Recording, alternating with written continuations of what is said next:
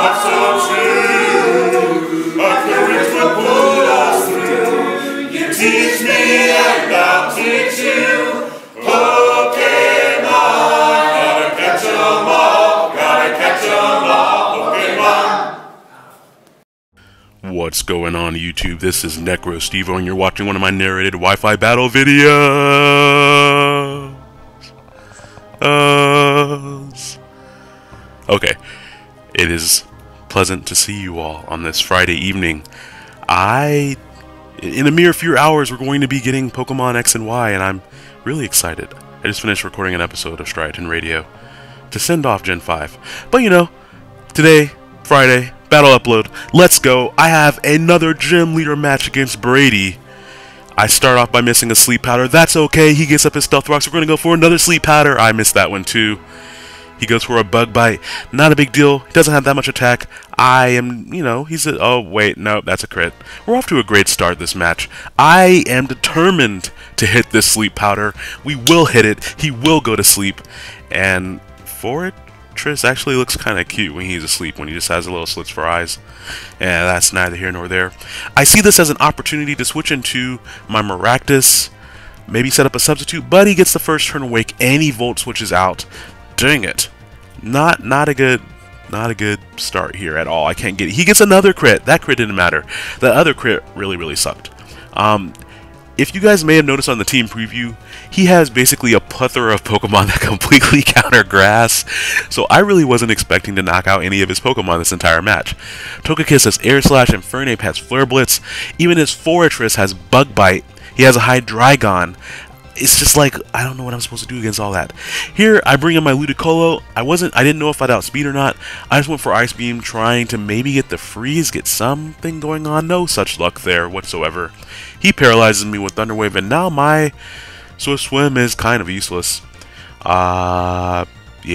And I mean, even if I did put it up, it's not a big deal because he has a Tyranitar. He goes for the Air Slash, and I was like, please don't flinch or paralyze me, come on. And he actually doesn't get the flinch or parahack, so that was a slightly lucky turn in itself. I'm amazed that I didn't have that happen based on those first few turns.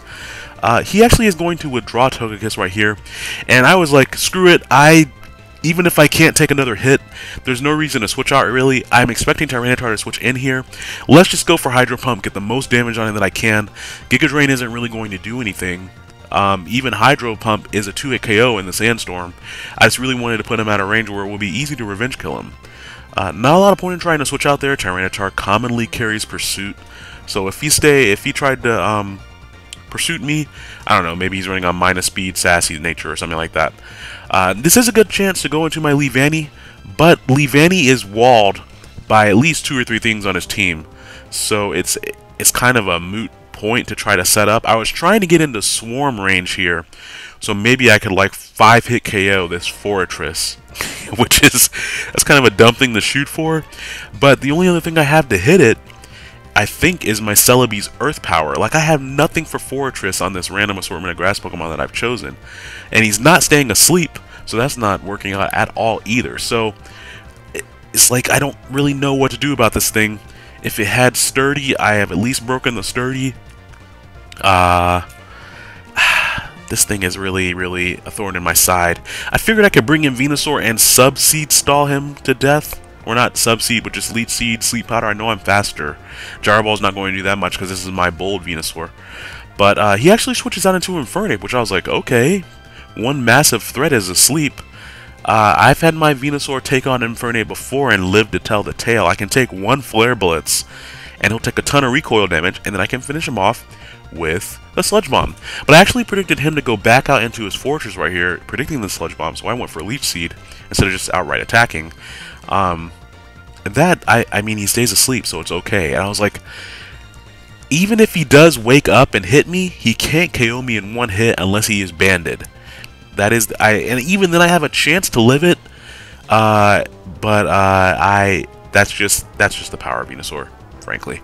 If you haven't recognized by now, well, I don't know what to tell you. Anyways, though, I'm actually going to be able to take down this Infernape with my Venusaur just because he's going to stay asleep all 3 turns, which really, that that's not a good trade for me missing the sleep powders in the beginning and his Ferrothorn waking up, Ferroseed waking up, because that thing is a much bigger pain for this team than his Infernape was. On the plus side, though, I can put something else to sleep. Togekiss is probably just going to come in and paralyze something. He actually goes for Air Slash. I'm going to take this really, really well for this being my physically defensive Venusaur. Unfortunately, he flinches me, which I don't get my Black Sludge recovery because the Sandstorm negates it.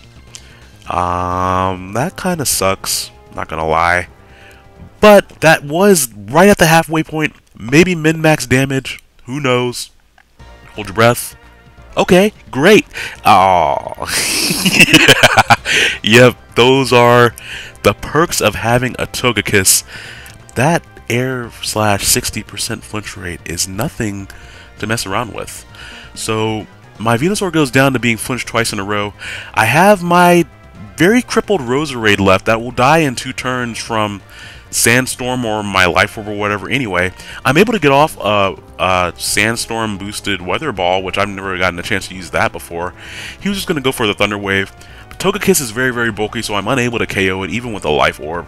Of course, that's an unstabbed Rock type move, so that's neither here nor there. Celebi is my last Pokemon.